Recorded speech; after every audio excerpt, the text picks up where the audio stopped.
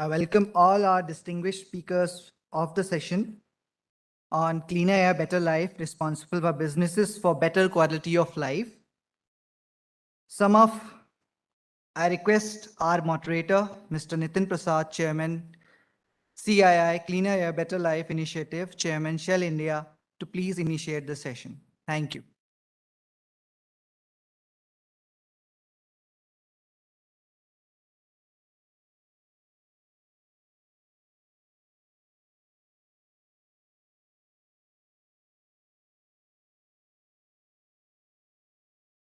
Hi, everybody, and a very good evening to everybody here. This is a topic very close to all of our hearts in terms of cleaner air and better life and responsible businesses for better quality of life. And of course, we're on the cusp of facing some of the challenges over the next couple of months. So this topic is as relevant as can become, and very much a here and now in terms of how we continue to manage this and take this forward. So with that, I have the privilege of a number of individuals today. Professor Stuart Hart, who is the president of Enterprise for Sustainable World. I have Tejpreet, my co-chair and partner in crime in Cleaner Air and Better Life, who's also the CEO of BLP Group. Dr. Pavan Singh, who's the MD and CEO of the PTC Financial Services Private Limited. And we'll also have Ms. Anjali Pandey, I think, from the Cummins Group along the way. So I welcome you all to the session, and we will soon jump into in terms of how we go forward. One of the things that's, of course, important is very much the product stewardship and how we come back and address some of the ambient air pollution challenges that's there. As corporates and businesses, we not only have some of our ESG challenges, and they're not challenges, actually, in some sense, they're very much opportunities. But it's equally important that how do we sort of set the standards, the examples, and to really see how we can extend into manufacturing processes, into our supply chains, into how in the product life cycle to take a look at how do we come back and reduce the impact of air pollution as we go forward.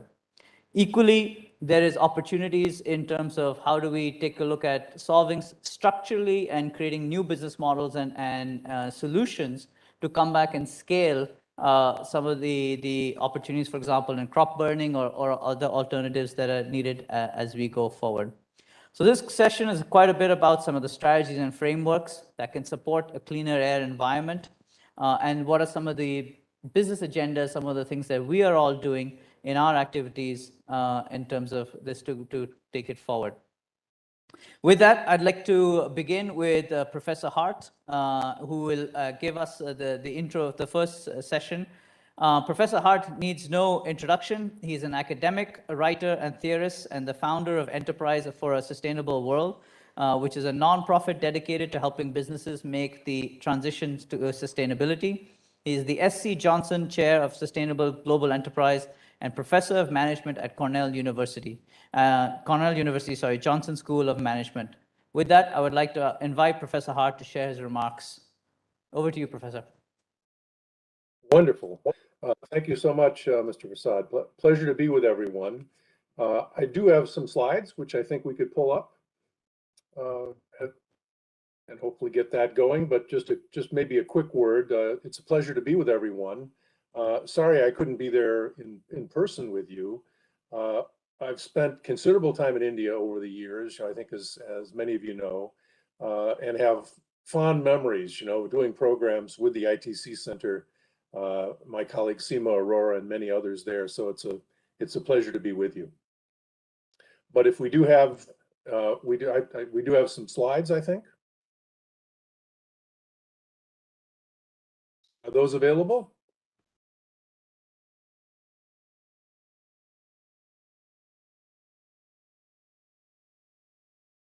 Yes.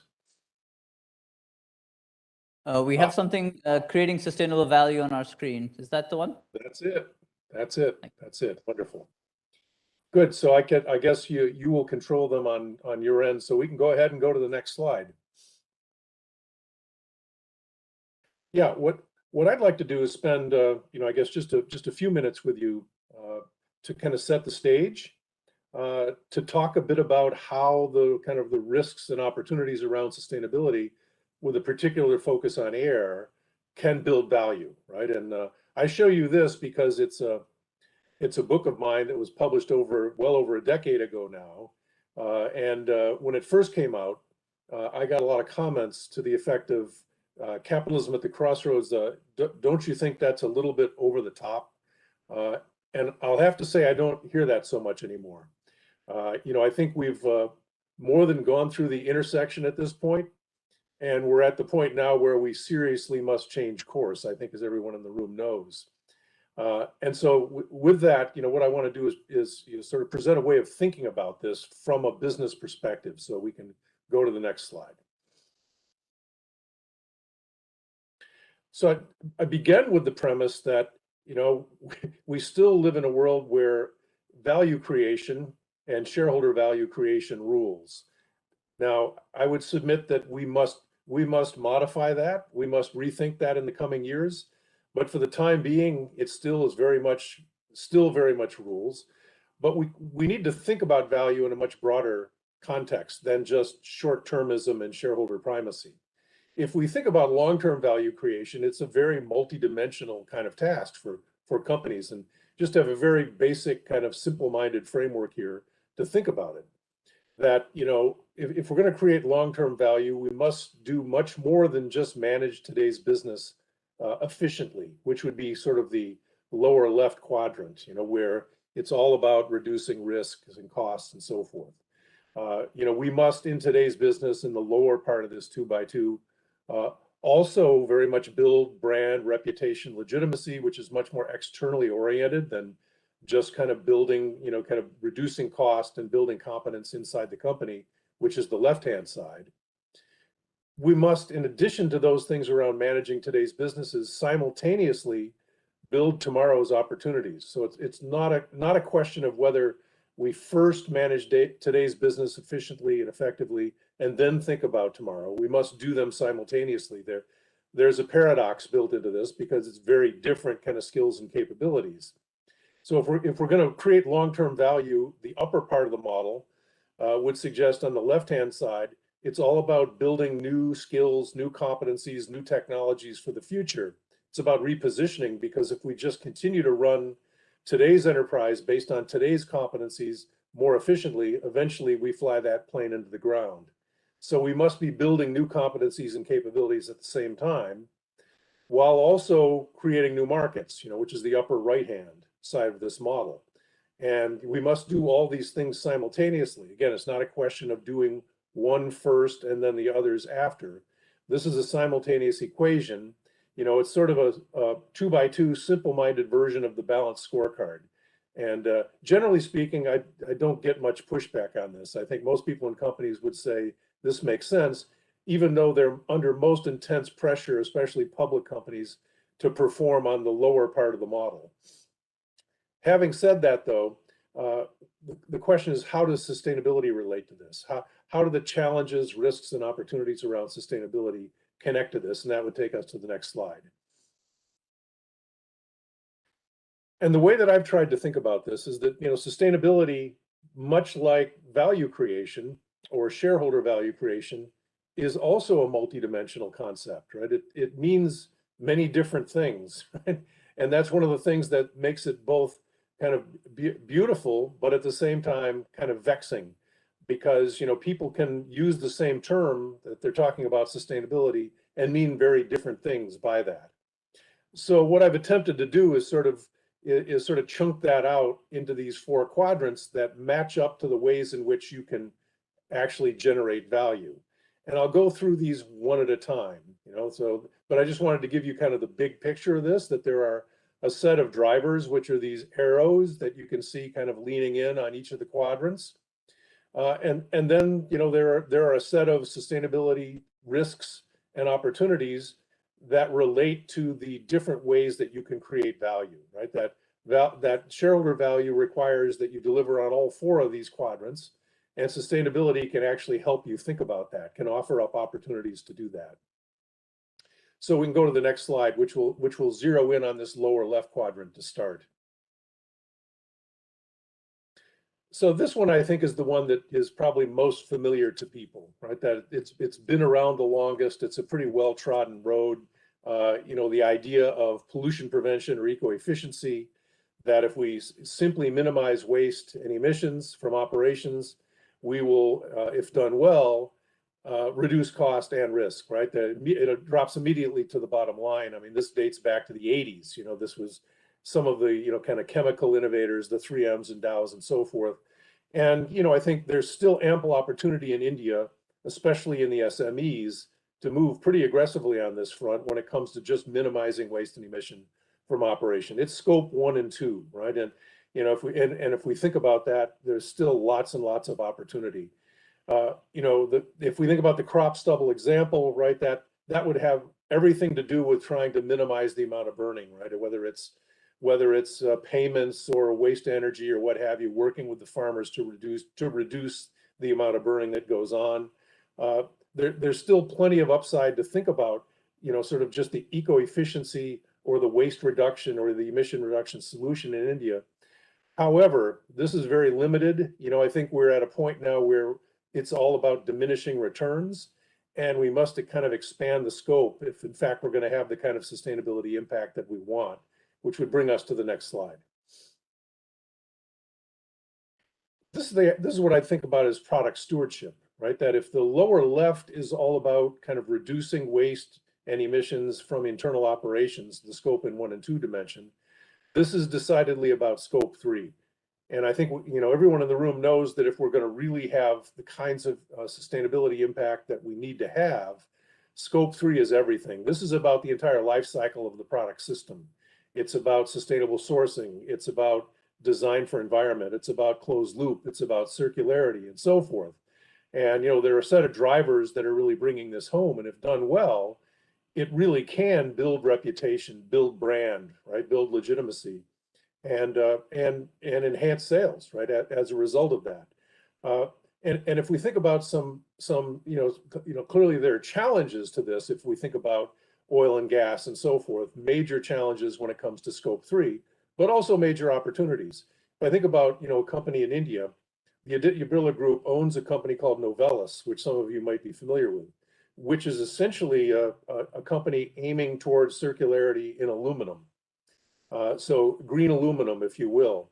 And Novelis has made significant headway, in the United States, where it's based, and has sort of led the way in auto aluminum, for example, kind of worked closely with the Ford Motor Company, back several years back, convincing them to convert the big pickup truck, the F10, to all aluminum, which dramatically improved its fuel efficiency, reduced weight, and then, has ultimately kind of been the platform upon which they've now constructed the electric F-150 pickup truck, right?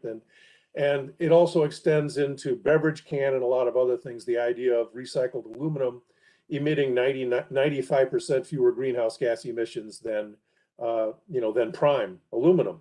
So, we could think of numbers of examples of how stretching our thinking to include the entire product life cycle offers both risks and threats, real challenges. Thinking about fossil fuels, for example, but also real opportunities if we're able to kind of expand our thinking and take scope 3 into account. And it can deliver real benefits and build value, as we've said. But these two lower quadrants really deal more with how we adapt today's businesses to the realities and challenges that we face with respect to sustainability. The big challenge, the big opportunity is the upper part of the matrix, and that's what I want to talk about next. Next slide. Here we're talking about leapfrogging, right? That this is all about kind of creating the competencies of tomorrow, rather than just continuously improving and incrementally reducing negative impact, being less bad, as Bill McDonough would say. This is all about kind of creating the competencies of tomorrow that are inherently clean, perhaps even regenerative. So if we think about the crop stubble example, that the idea of eco-efficiency or pollution prevention is about reducing burning, this is about dissolving the problem altogether. So, I think about some of the enzyme-based solutions. There's a company here in the US called Full Circle Microbes, which has developed a whole suite of microbes that essentially convert organic waste into fertilizer. So it's a way of actually, kind of converting this from a problem into an opportunity, where crop waste becomes a feedstock for fertilizer production and ultimately a carbon negative solution. So that I think through this sort of clean technology or regenerative technology approach, where we're really thinking about leapfrogging to inherently clean and regenerative new technology, we can create tomorrow's opportunity. It's all about innovation and repositioning rather than just incremental reduction and negative impact. And, I think I kind of tuned into the end of the last session. Obviously, this is where the suite of renewables resides, when it comes to green hydrogen, renewables, electric vehicles, and so forth. You think about the emergence of plant-based protein. India is in a prime position to really kind of create this as a global industry, given the plant-based diet already that exists. But if we're going to really get to plant-based protein on a commercial scale in other parts of the world, as well as in India, we need to think about kind of how this becomes something that people demand. We have plant-based protein here in the United States, but it's seen as sort of a niche kind of product, right? That as far as a meat substitute, it's still just knocking on the door. So if we go to the next slide, I think this is where the big opportunity resides. There are companies that are quite good when it comes to developing new technologies. I think here in the US of a company like GM, famous for developing new technologies, but then struggling to some degree to bring them into effective commercial reality. So rather than just thinking about this as building competence internally, we have to think about how we create new business models. And I think from a sustainability point of view and a business point of view, this means serving the underserved. This means getting after the base of the income pyramid throughout the world. Addressing the underserved necessarily means that we create new business models, new value propositions, because simply extending those from the top down just doesn't work. So we can think of a whole range of examples of this where India has been a leader, from the Tatas to Hindustan Unilever and so forth. And there are a whole suite of emerging technologies in the ag sector, right? Companies like Ecotier in India and others that are working to kind of embed innovation from the bottom up to create entirely new business models that build demand for inherently clean and sustainable ways of doing things. And it may be the way to build the market of the future, of creating new market space entirely. And this becomes a growth engine, kind of the future growth engine and trajectory for the company moving forward. So if we take these, as a system, if we go to the next slide, we're back to the kind of overall portfolio on the next slide. Then you can think of this, any given company can think of this as a portfolio. You could chart your portfolio as your company, look at this as a portfolio. What's your relative level of investment and effort committed to each of these four quadrants? And I would submit that as we look out over the next decade to 2030 and beyond, in the past, looking backwards, we've been very bottom heavy. Most of the sustainability investment in companies has been on the lower part of this matrix, which is about incremental improvement of today's business. But increasingly, it's going to be about the upper part. If we go to the next slide. This is from, some of you may have seen John Elkington's newish book called Green Swans, where you look at the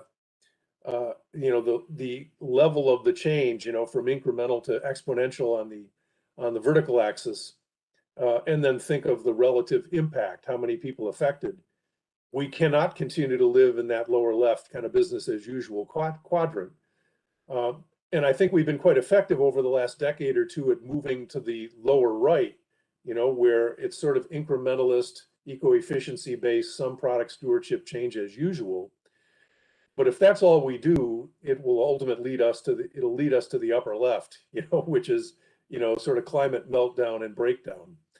We have to think about how we get to break through, which is the upper right, which leads us not necessarily to think about the upper parts of that sustainable value framework that I just showed you. How do we get to leapfrog inherently clean regenerative technology and creating tomorrow's markets to serve the underserved? If we go to the last and final slide, you can think about this, in terms of capability building and new capabilities. Last slide. Again, here I would submit that the lower part of the model where we've been focusing most of our attention has been around, things that we know how to do pretty well: operational efficiency, quality management, engagement of employees. Increasingly, we're better at stakeholder engagement and transparency, accountability issues, even life cycle thinking, life cycle management. But if we're, and that's had everything to do with, this notion about making the business case for sustainability, right? In other words, how do we shoehorn it into today's financial model? But if we're going to really get to the future, we have to rethink that. Sustainability has to become the business.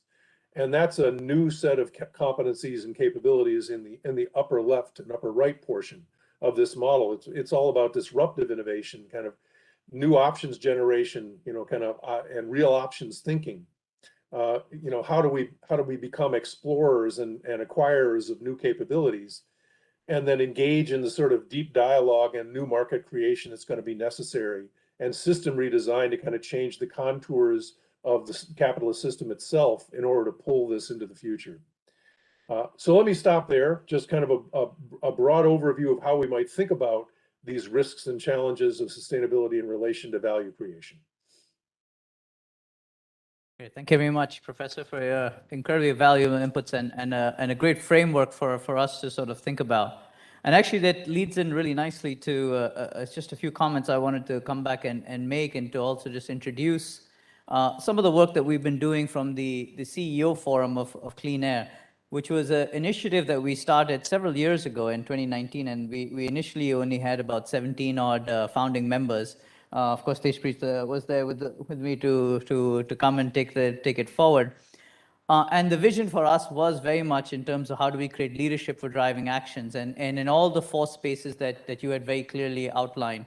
But equally, as we discovered very fast, and Pavan had done some great work on this, we were on the bottom half of the graph, but it had to very quickly come to the top half of the graph, and see how we come back and create new structures.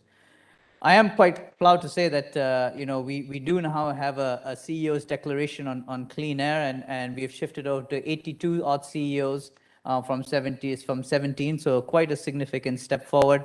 And these are individuals who are committed across their organization to come back and address the challenge of clean air in all the different facets that we have come through. Over the last 3 years, the forum has provided an opportunity to discuss many of the solutions that will come through, both starting from the top left-hand corner of the chart, which is what are some of the clean technologies that we can come back and do, but also has done some pathfinding work in terms of what are the new markets. So the top the top right-hand corner, especially, for example, to take a look at crop burning and what can we do in terms of looking at crop residue management programs that effectively build a economics structure to do the extraction of the stubble rather than to have the burning that comes in, and to find an alternative structure. And again, a pilot project that was done in across 19 villages has now been scaled up to 226 villages, and we see over a 90% level adoption at a farmer level in terms of and being able to take the stubble out and to actually take it and make an economic value and an economic gain out of the stubble. Now, 226 villages is a drop in the ocean for the number that is there, and I think the part that we are now taking a look at is how do we go further towards the right, if you will, to come back and build and scale that model and to build a structure around that as we go forward. The program was awarded the UNDP's Sustainable Development SDG Action Award, and it is starting to make a change as we go forward. We have also come back and created several subgroups, both in transportation as well as in the industry, and have started to take a look at piloting airshed management in Indore, as well as taking a look, working with other sort of stakeholders to come back and really make a change at a city level as we get. And this requires us to work with a number of different partners to really bring together the collective capability in municipalities and cities as we go forward. We've come a long way. We have been able to come back and build more action, more understanding, and really to push the agenda forward. It is particularly clear, and Tejpreet, you'd remember this. We had done some pathfinding work, I think, with the Clean Air Fund, of course, which you're a part of and the board of. And maybe you want to comment a little bit about that, but I thought it was eye-opening to see not just from a moral and social impact, in terms of what is the case for change for clean air, but also just from an economic impact, how much that was there. Tejpreet, you want to take it from there? No, absolutely, Nitin, and thanks so much for asking that question. I think I tell everybody that this whole issue of clean air and pollution is not about the East versus the West or big versus small. It affects all of us as human beings. And therefore, it's absolutely critical in each of our roles to figure out what we need to do.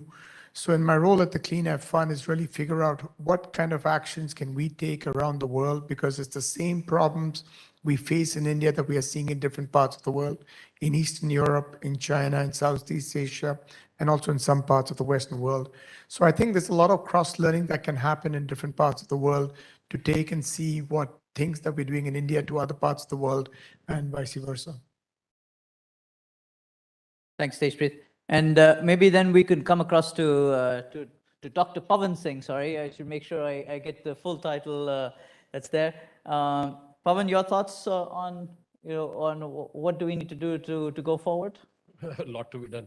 So first of all, is because this work which we did in the clean air to 25 villages, and we are scaling it up. Before coming here, I was just reading the report on crop residue management, which has been brought by CII. And apart from the air pollution, it has resulted in saving almost 40 billion liters of water, and carbon sequestration, which is required for the soil fertility, has substantially gone up for the farmers. Please bring mic. So that it has had a lot of spin-offs apart from the clean air, which the benefit, especially people of Delhi, Haryana, and adjoining states got.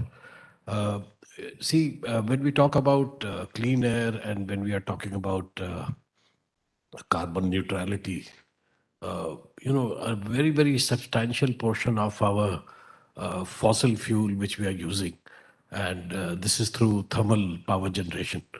And of course, we have stepped up and really scaled up renewable energy in the country.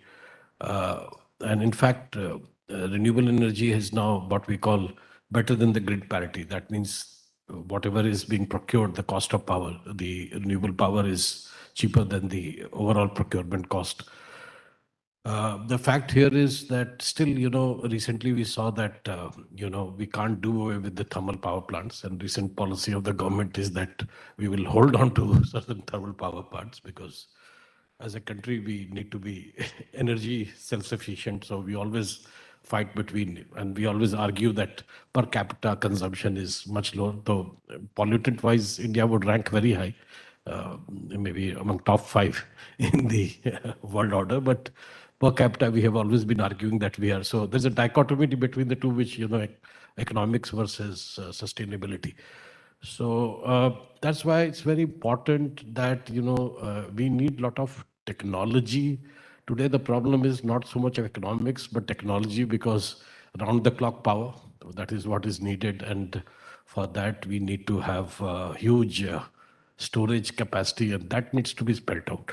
And that's an area where, what happens is the economics doesn't support it now. When you combine renewable energy with the storage power, the economics doesn't support it. So we have to have huge viable models where you are able to attract investments, both in terms of equity capital and debt capital.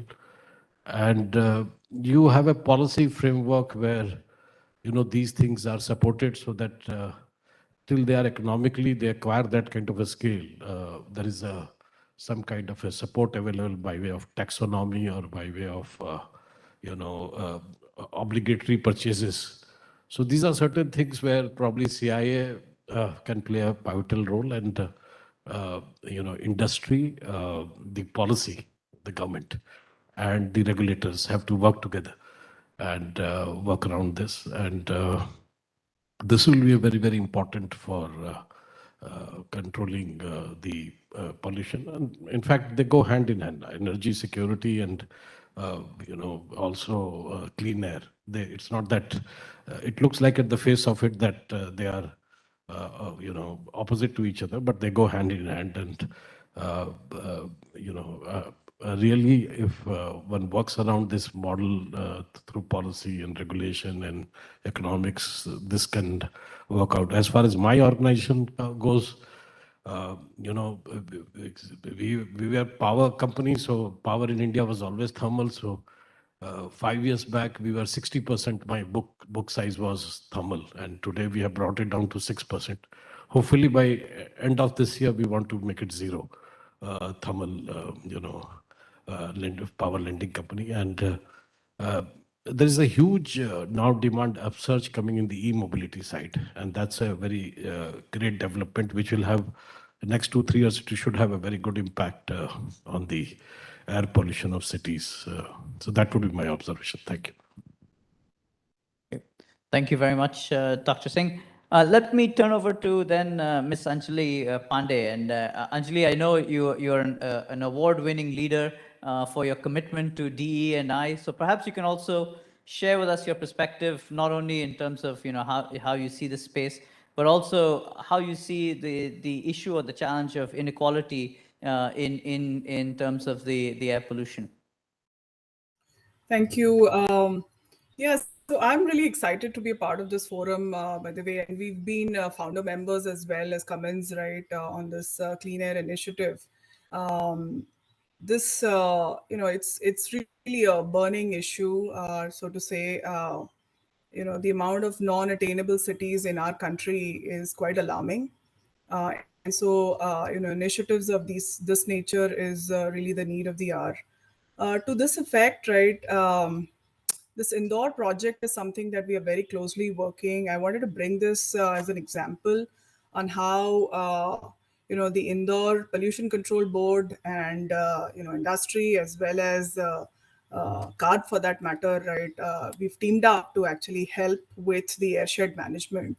And, just to give you some perspective, some of the findings are very common, right? So can be deployed across the country, irrespective of the levels of pollution that we see, right? Certainly the non-attainable cities as a focus first.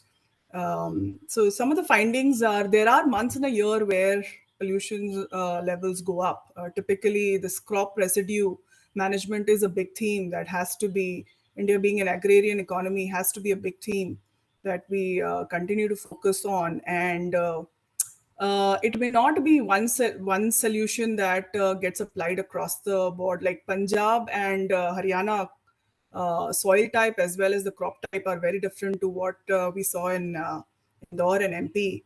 And therefore, some different treatment is needed in terms of what solution can be applied. But the problem remains the same.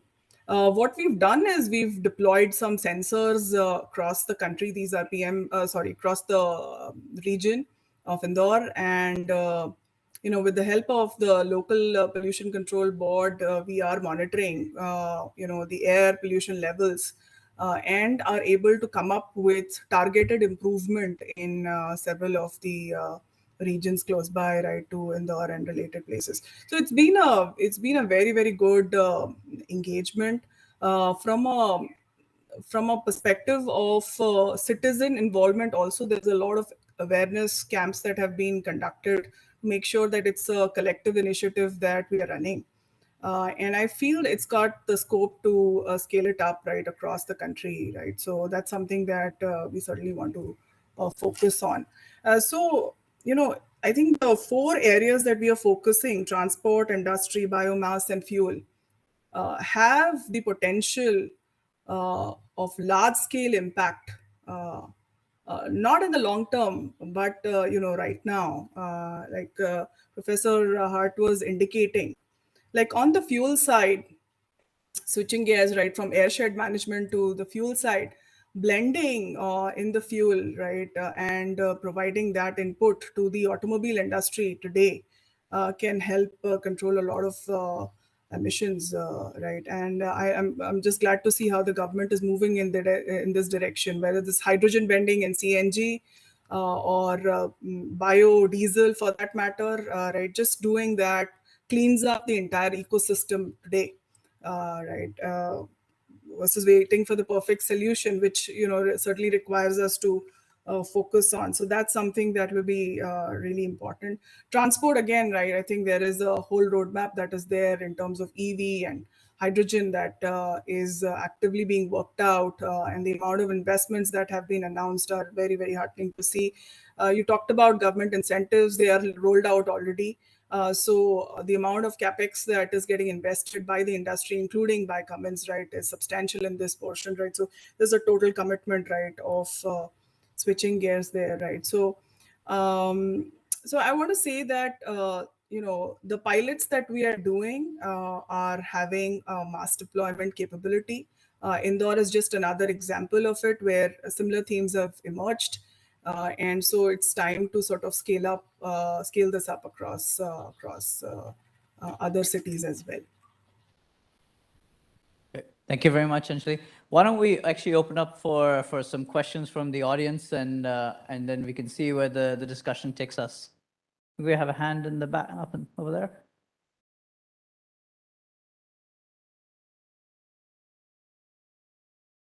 You want to just go?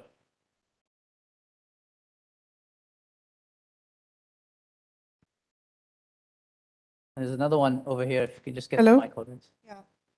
I'm Karuna from Capgemini. So my question comes from my personal experience. So my residential society is besides an automotive company, and they make these brake shoes asbestos based. And, we had lots of noxious fumes and all that. So, I mean, but as per Pollution Control Board, all of their reports were like, within limits. So what were they measuring? SOx, NOx, PM 2.5 and carbon monoxide and all that. So, but with a company which has, so many organic compounds and asbestos as raw material, you should be measuring something much more, right? So you should be measuring volatile organic compounds. And we also got them tested for formaldehyde.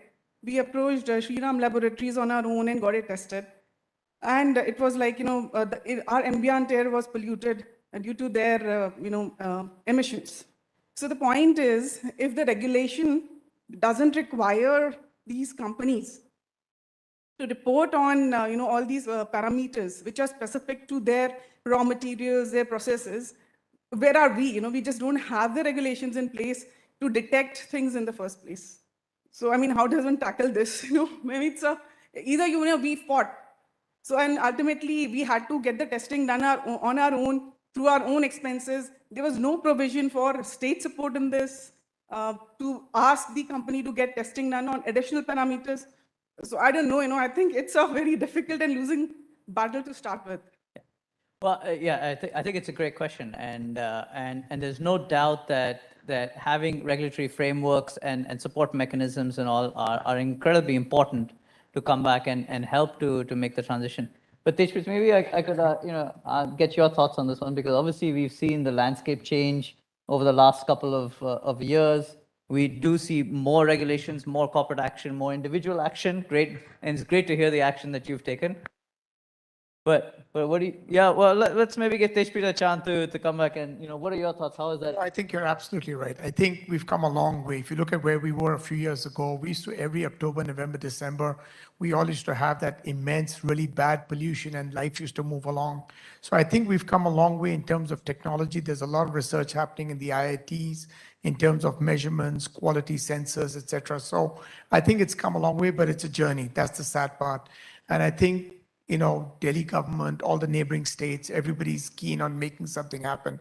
So all I can say is that we've got to keep on trying. I can only talk from industry's perspective, that everybody in industry is absolutely focused, because close to about 20% of the, pollution comes from industries worldwide. So industries are doing their part, but I think all of us as citizens need to do our part to figure out, to create that awareness, to get the local governments to start doing it. And it'll happen, but it's going to take time.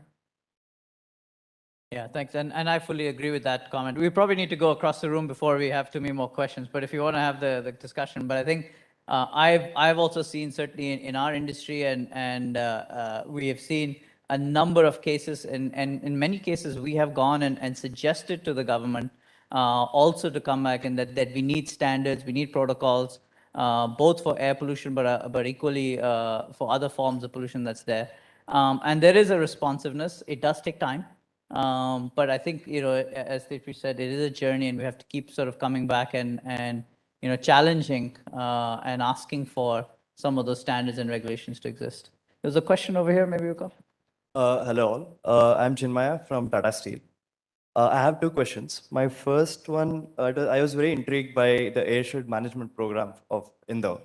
So I'd like to ask, what is the biggest lever that was observed? I am assuming that the receptor modeling and source apportionment studies was taken care of prior to the whole management process itself. So that is question one. And question two is, say for industries, I work on air day in, day out for Tata Steel. So air pollution mitigation and management itself, the processes are quite capex intensive. So there is only a level till which it makes sense to go towards to minimize that. I'm saying this because after a point of time, it doesn't impact the ambient air quality because there are other sources as well. So how do we manage that overall? Who takes responsibility to improve the overall air quality? Because there is other aspects as well, such as say your government and it has to be a collaborative approach. So who takes responsibilities? Yeah, thanks. Really good questions. Actually, maybe Anjali, I think you're perhaps the closest to on the indoor project. Maybe you'd like to answer the first question, and then we can also maybe Professor Hart, if you'd like to cover the second one. Yeah. So it's a very interesting study that happened, and it's an expensive one, like you pointed out. Airshed measurement, air quality measurement is not a inexpensive affair, right? If I get the question right, the way the framework was laid out, we put in a lot of PM sensors across the city of Indore. I think around 35 to 40 sensors were put. And these sensors were calibrated before they were put, right? So there was a lot of effort in terms of ensuring that the readings are accurate, etc. PM measurement is not an easy exercise. And then, in collaboration with IITs, I think it was IIT Delhi that is closely involved in the program, we've come up with some models, right, to say, basis the readings, what is the themes that we are getting. And there's certainly, satellite connectivity to sort of understand. So there's a lot of science that is used in terms of understanding which regions, are contributing how much. And then there's also, root causing around that. So there's a beautiful pie chart that's come out to say this is happening because of crop residue. This is happening because of this. And for the reasoning aspect, there's a lot of investigation that happens to sort of come up with that reasoning. And then with that, we're coming up with themes of improvement. What can be done about it, right? So this crop residue, for example, a few villages that we understood are contributing a lot to the air quality because of the crop burning have been contacted, and the change management there, the entire ecosystem for change is happening there. And similarly, I mean, there is dust that needs to be controlled as well. It impacts the air pollution for sure, right? So, and regular communication to the citizens in terms of which areas are harmful, etc. I mean, all of that is happening today. But it is an expensive study, and the model is, accurate, but not, totally foolproof, right? So to say.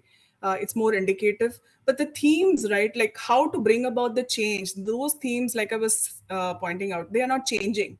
The agri waste management is a big theme that has to be controlled, right? The transport aspect, the fuel aspect, right, are important things that have to be managed and controlled. Then, we're talking about industry and related. So there is a good framework that's available. In fact, CI is running a good initiative called GreenCo that I would certainly encourage everybody to embrace. I know Tata Steel is doing it, Cummins is doing it, where you look at cleaning your house from a circular economy standpoint, and they are actually expanding that initiative to make it more holistic. So many such themes come out, and that's the initiative that we have to drive then to bring a meaningful impact on air quality. Thank you very much, Anjali. And Professor Hart, I think maybe just on the question of shared airspace and ownership of shared airspace, and who's sort of responsible for the capital cost. What are your thoughts on how to navigate some of the dilemmas that exist on where does that burden actually sit? That's a good question.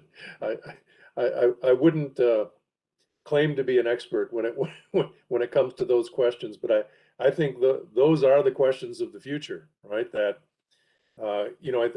and I don't think we have come to grips with how to address. I mean, this is once again sort of the problem of the so-called commons, and I think it comes down to figuring out how we allocate responsibility for the commons. I think in the past, the tendency has been to say that that's the government's responsibility, but that obviously that doesn't work. It can't just be the government. Government needs to be the moderator, right? I think of the process by which the responsibility for the commons is allocated.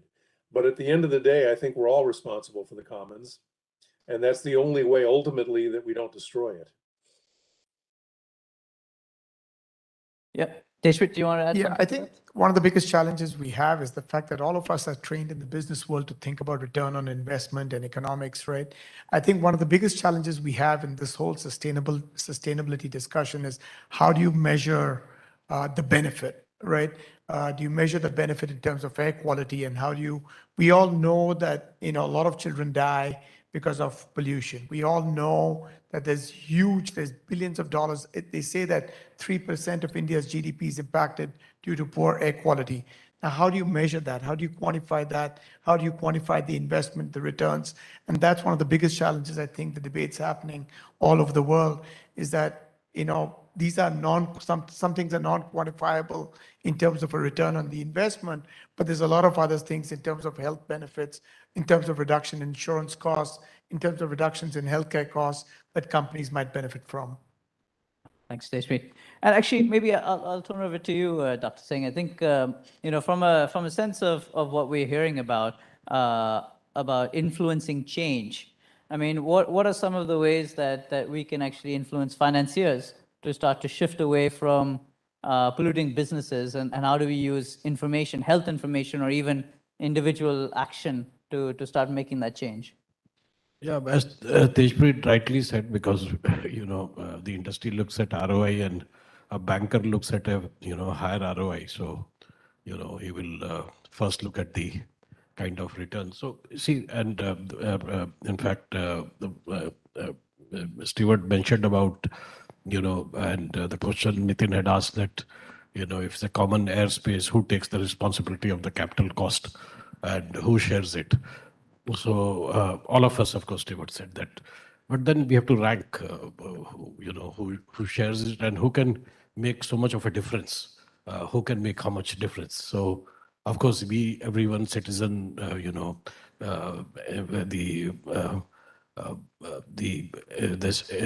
social groups, the NGOs, civil society, all have to play a role.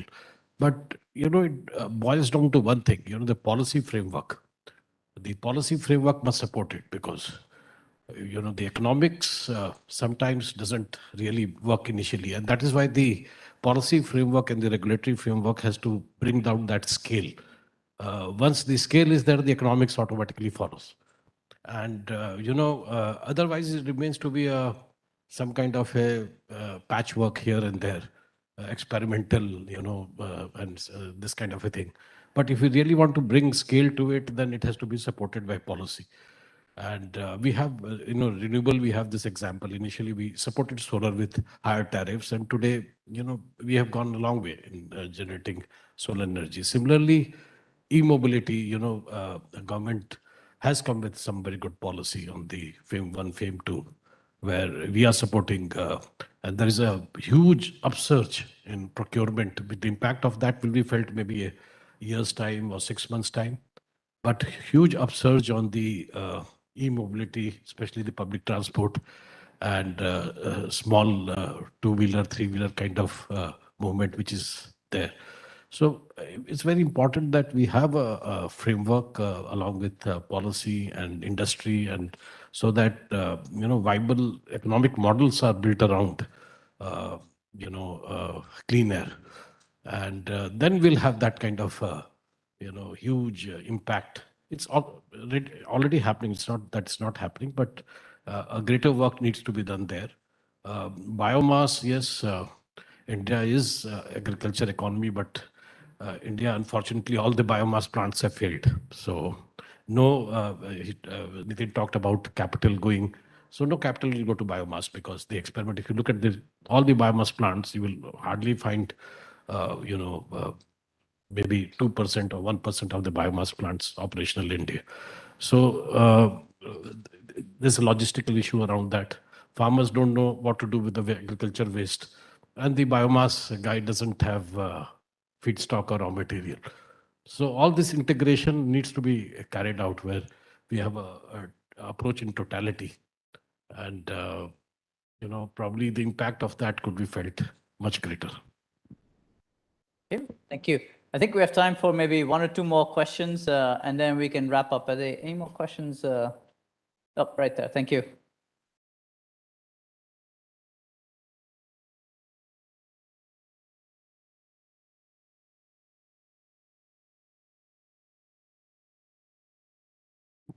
Hi, myself Nitin. So I work with different sector. I work with cement plant. I work with automobile and FMCG. As per my experience, I am sharing some thoughts. In India, the policy related to air pollution and the norms is not defined properly. If you go to Rajasthan, then you see the SOx limit is 100.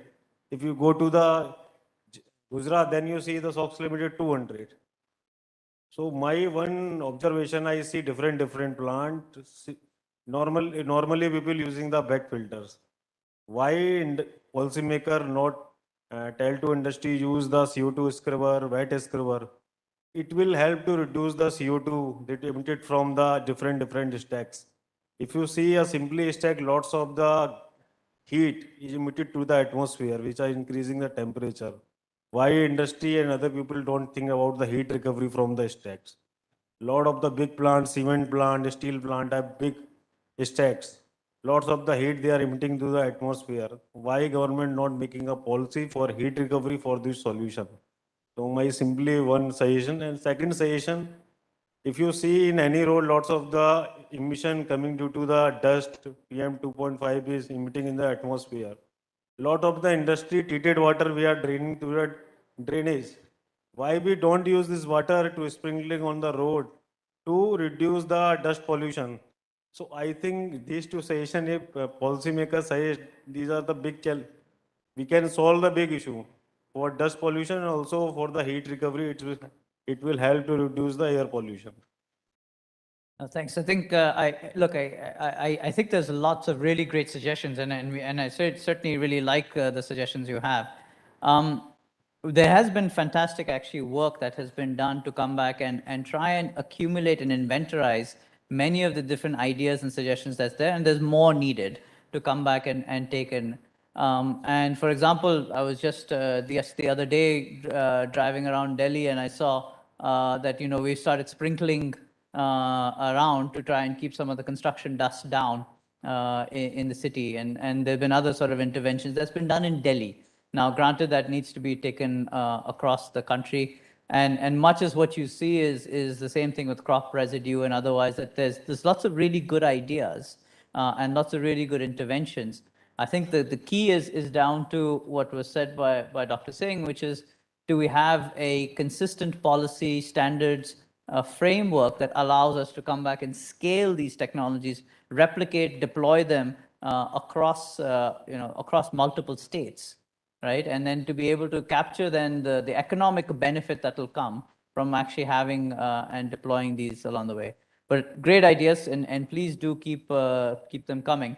But I thought maybe, Tejpreet, just to sort of then round out the thing, question to you. I mean, we've had a number of work streams and we've done a lot of sort of reports. What's your sense on how that's going and the sharing of some of the ideas such as these ones? No, I think those are fantastic ideas, and I think cement industry is one of them. As we all know, in a 50 kg bag of cement, 45% is the cost of energy, 20% is logistics. So if one can even save 1% of the energy cost, that's a huge potential savings. But I completely agree. I think, frankly, Nitin, from my perspective, we've come a long way, but we still have a long, long way to go. And the reason being is the fact that it's not only industry that needs to solve it, it's the whole community, it's the farming, it's industry, it's all of us stakeholders need to come together. There's no point only blaming the government. I think they are trying to do their part, but they're also limited in the capital they have. So at the end of the day, it's going to take all of us to get together to really move the needle. But what I get really excited, and this is one of the things Pawan was mentioning, is that the speed of adoption of sustainability across industries, whether it's in mobility, in EV, whether it is in awareness in the farmers, whether it is in terms of government, the awareness is increasing rapidly. The fact that we're having this conference out here is great. I think we just need speed, and that as the speed at which all this is adopted will happen. We are constrained with capital. We're constrained with the question that you had, which is how do you analyze the economic benefit?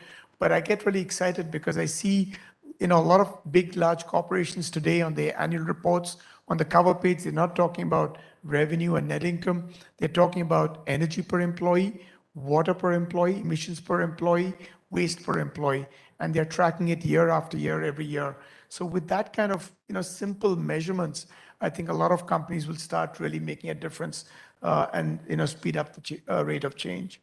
Great. No, thanks, Tejpreet. And then just to go around the table, maybe Professor Hart, you made the comment about having, of course, the balance across the quadrants that you put forward. But maybe just a little bit about, if for us, in the forum as leaders trying to accelerate change in air pollution, how do we really start to move the needle and shift people maybe away from the bottom half of the graph to the top half of the graph? Is there any advice you could give us? At least in my experience, I think probably the key is planting the stake in the ground in a meaningful way. What do I mean by that? I mean, there are plenty of 2050 net zero commitments out there, but it's not entirely clear what that really means. Right?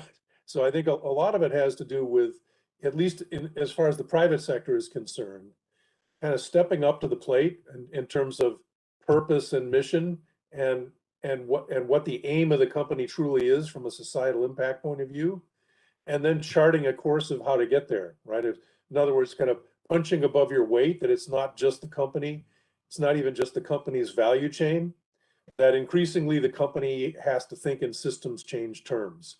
And that's what we've been talking about today, right? To become an activist and thinking about how the constraints and design of the entire system need to change, and stepping up to the plate to take that on. Great, thank you very much. And last sort of thoughts and comments from you, Dr. Singh and Anjali. Anything you'd like to sort of come back and share on how we can come back and collectively accelerate some of the change that we need to see?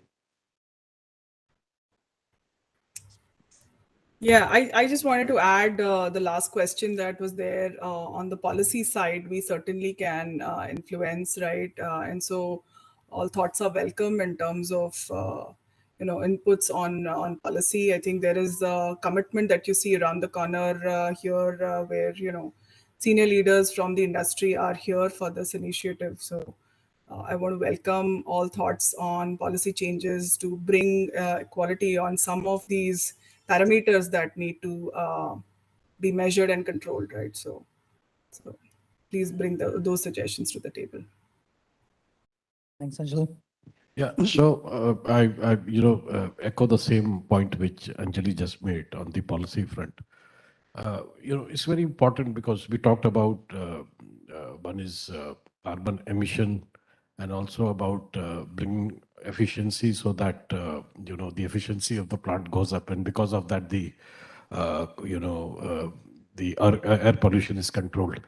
So we need to have a very strong, because that's where the policy, we have done a lot of things, but that's one area where I would like to suggest and flag before the CII is that we have to have very strong measures for all industry in terms of either obligations or in form of taxonomy or in form of energy certificates, efficiency certificates. So this has to be obligatory. Either one of the three you have to do. So this has to be a part of a policy where uh, I think that's where a lot of action is required. A lot of impact will be felt, but it's an area which is low hanging also. But not so far, not much action has happened. Thank you. Thank you for a really engaging session. A big thank you to my panelists. I'm sorry, we're actually out of time, so maybe we can. Fair enough. A burden, but the industry is being some imposed standards are made.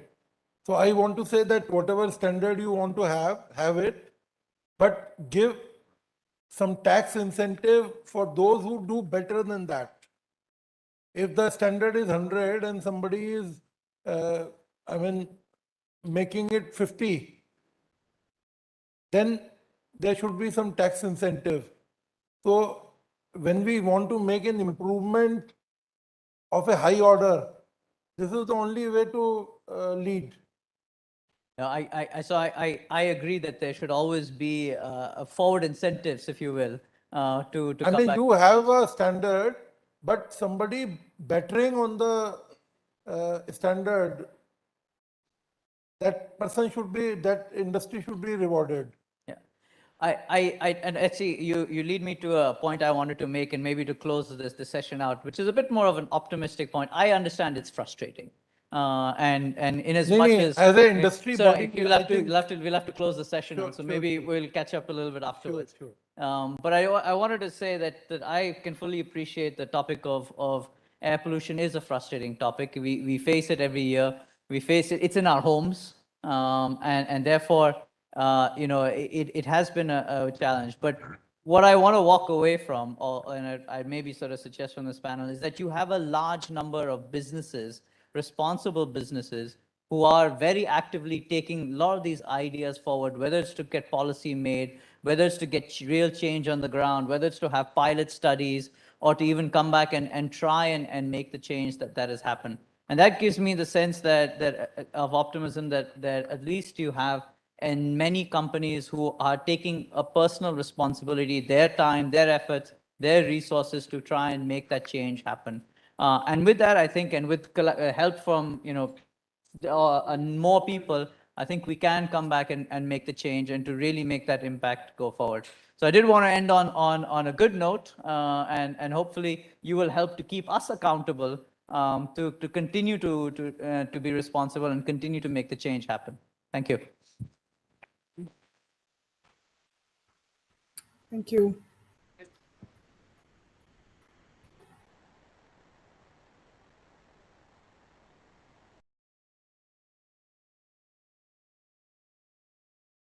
Ladies and gentlemen, with this we conclude this session and day one of 17 Sustainability Summit. We thank our distinguished dignitaries for their enriching discussion. Tomorrow, join us again at 9 a.m. And I would also like